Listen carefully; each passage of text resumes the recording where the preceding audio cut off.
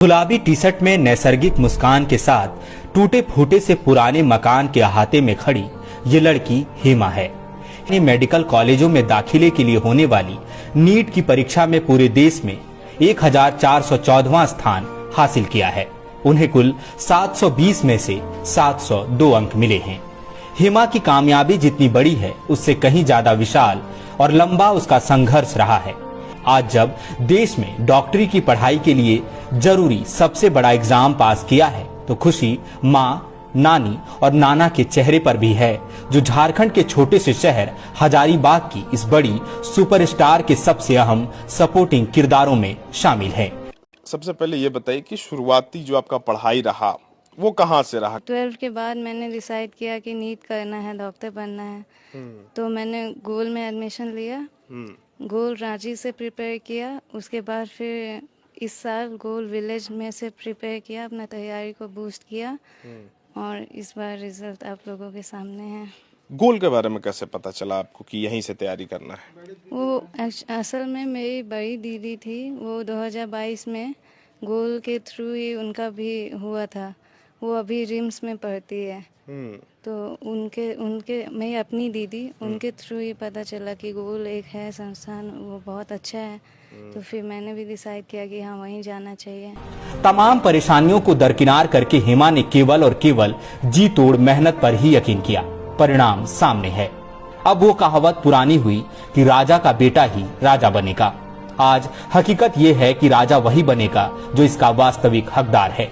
Hema NEET में कामयाबी की क्वीन बनी है क्योंकि उन्होंने अपनी प्रतिभा, सच्ची लगन, जीतोड़ मेहनत और जुनून से इसे हासिल किया है। अब केवल किस्मत महलों में राज नहीं करेगा। हेमा ने बता दिया कि किस्मत का साथ उसी को मिलेगा जो मेहनत से जी नहीं चुराता। गुलाबी साड़ी में साधारण सी दिखने वाली ये महिला हेमा की नानी है। नातिन की कामयाबी ने आंखों में आंसू ला दिए हैं। इन आंसुओं में कई रंग हैं। नातिन की सफलता की खुशी, लंबे संघर्ष के बाद मिली कामयाबी की राहत और पुराने दिनों की अंतहीन मुश्किलें जहां सबने साथ छोड़ दिया था। वो क्या कह रही हैं, ध्यान से सुनिए। पहले के याद हो रहा।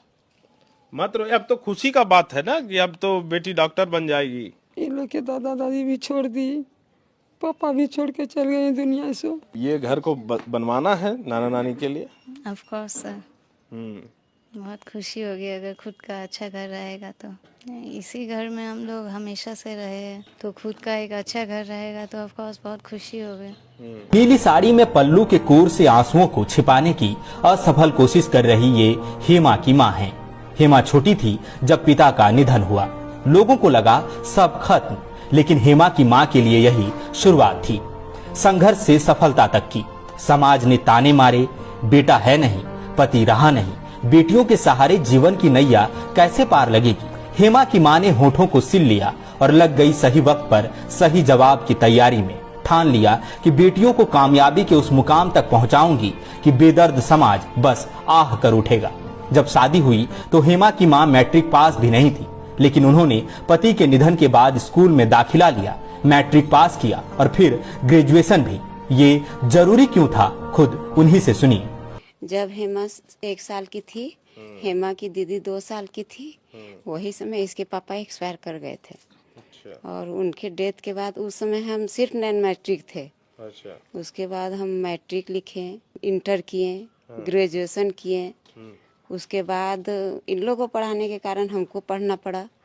उसके बाद आंगनबाड़ी करते हुए पढ़ाई भी कंप्लीट किए और उसके नाना नानी के सहयोग से आज यहाँ तक।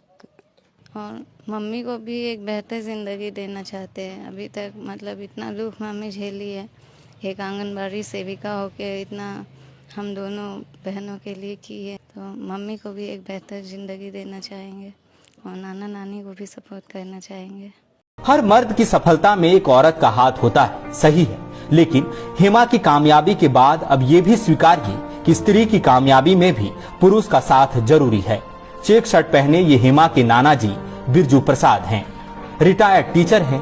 बिरजू प्रसाद ने अपना घर बनाने के सपनों की तिलांजलि दी ताकि नातिन हेमा डॉक्टर बनने के अपने ख्वाब को न केवल जिंदा रख पाए बल्कि उसे मुकाम तक भी पहुंचाए।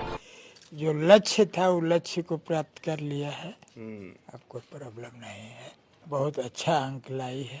अच्छा बिरजू जी, हम ये समझना चाह रहे थे, चूंकि आप रिटायर हो गए टीचर में, 2 बच्चियों को पढ़ाना, और मतलब चूंकि ये बता रही थी ऐसी ऐसी स्कूल से पढ़ रही थी और उसके बाद फिर तैयारी वैयारी पूरा चला, कैसे मैनेज होता था खर्च? मैनेज करते थे। देखिए घर किस तरह से है। देखिए सर, आदमी को कहाँ खर्च करना चाहिए कहाँ नहीं करना चाहिए ये आना चाहिए आदमी को। घर तो हम बाद में भी बना सकते हैं, लेकिन इसका उम्र के साथ जो पढ़ाई होना था वो उसी समय होना चाहिए जिसमें होना चाहिए। अब उसको आगे पीछे नहीं कर सकते। घर के तो हम आगे पीछे बना सकते हैं, देख रहे हैं हमारा घर का स्थिति है। तो कहाँ खर्च करना चाहिए ये व्यवस्था हम किए अपने तरीके से, और हम सफल रहे हैं इससे। कभी ऐसा ज्यादा बोझ लगने लगा खर्च ना कि अब ज्यादा हो रहा है खर्च? ऐसा कुछ नहीं, मैनेज किए हैं हम लोग अपने तरीके से, और उसको ठीक ढंग से किए हैं।